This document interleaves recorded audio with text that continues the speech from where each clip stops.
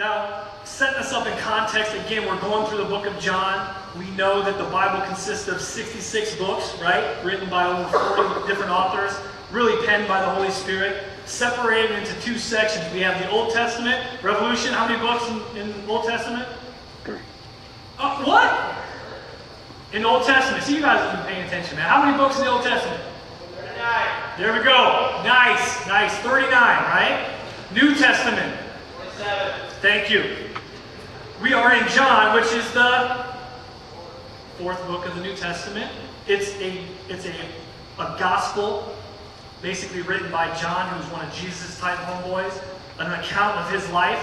And the book was written for the purpose of what? It was written so you would know that Jesus was God, and by receiving him into your life, you would experience the life that he's called you to. That is why the book was written. We find ourselves in John 9. At the end of John chapter 8, you guys remember, Jesus had this interaction with the Pharisees, who were the Jewish leadership at the time, and he basically told them straight up, I am. In other words, I am God. And they flipped out. And remember at the end of our story in John 8? Everybody started picking up rocks and going to stone him. That's blasphemy. You're calling yourself God. And in the law it says we're going to stone you. So they're taking rocks up. Jesus gets his little, he's bob and weave, and he gets out of town, right? He gets through the midst of them. And now on the way out, we pick it up in John 9. Now as Jesus passed by, as he rode out of there, out of that mix, he saw a man who was blind from birth. And his disciples asked him, saying, Rabbi, who sinned, this man or his parents, that he was born blind? Jesus answered, neither this man nor his parents sinned, but, you can underline this, that the works of God should be revealed in him. Verse 4, I must work the works of him who sent me while it is day. The night's coming when no one can work. As long as I'm in the world, I am the light of the world. Pause right there, your attention please. What did his followers say immediately? It wasn't like, okay man, this is a blind guy, let's see how we can help him out. They just immediately go, well, who sinned? This guy or his parents? Now, first of all, how would he sin? How would he be penalized for his sin if he was born blind? That would mean that he would have to be in his womb sinning, right? In his mother's womb sinning. There was a belief back then that prenatal sin existed. Now, I don't understand how you sin while you're floating around in mom's belly. I don't know how that goes down, but obviously that's wrong thinking. But then there was also this direct correlation, which I think today, in today's culture, exists in big time.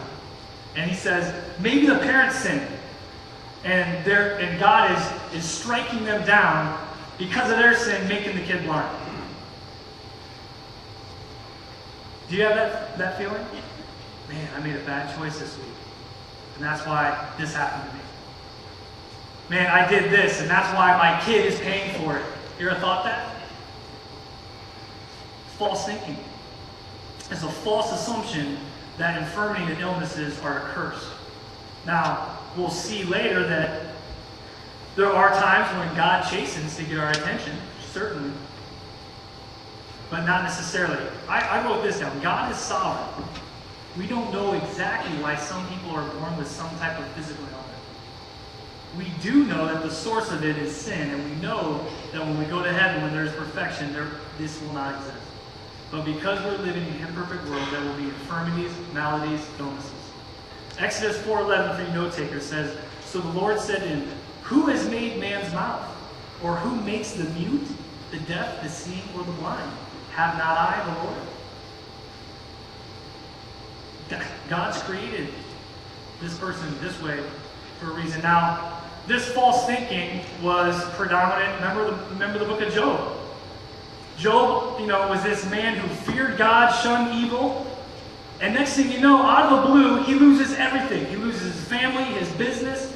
This guy was the richest guy around at the time. And immediately his friends come and go, oh, you must have did something wrong, man. Right? You guys remember that? It wasn't the case at all.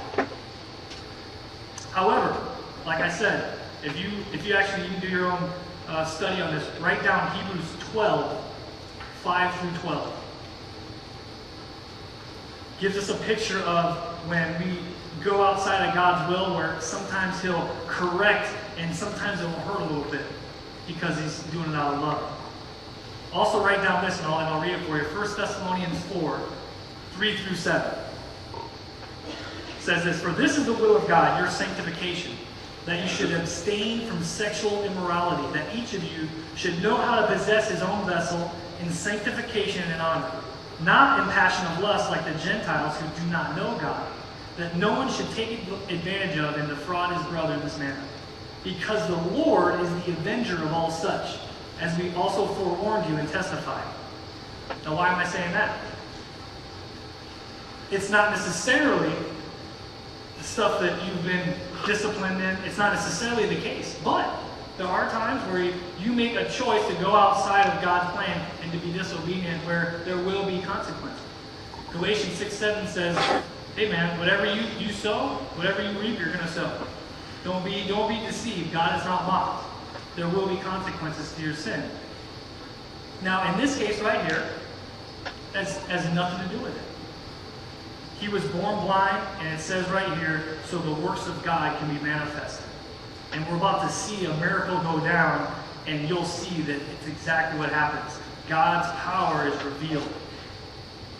Verse 3, "Neither this man nor his parents sinned, but that the works of God should be revealed in him." What has God allowed to happen to you that you felt was a curse, but it ended up being a blessing, and God worked miracles in your life? You lost a job. Now you're on one income. And what happened? As a result of that, you had to really hunker down. You had to live by a budget. You had to count every penny. What was that? That was forced stewardship. That was an opportunity for you to grow in how you use God's resources that he's blessed you. See, that's something that it was great coming out of something negative. Your sickness, your illness. Boy, you were on your knees a whole lot more, weren't you, when you were going through that battle with cancer? You were way closer to God at that point. It was forced. So these are some of these lessons that God will use this to teach us. Turn to 2 Corinthians 12. Let me give you an example in Paul's life about this very thing. This infirmity God uses to teach us. This is kind of what we'll marinate on. 2 Corinthians 12.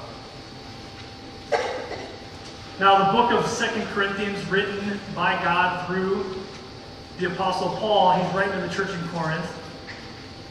And now he's kind of giving him a little bit of his background and how this infirmity in Paul's life was used to teach him, to grow him. Watch this, 2 Corinthians 12 and 7. "Unless I should be exalted above measure by the abundance of the revelations, a thorn in the flesh was given to me, a messenger of Satan to buffet me, lest I be exalted above measure." Now he's talking right there. He just had this basically this picture, this view, like a little snapshot into heaven.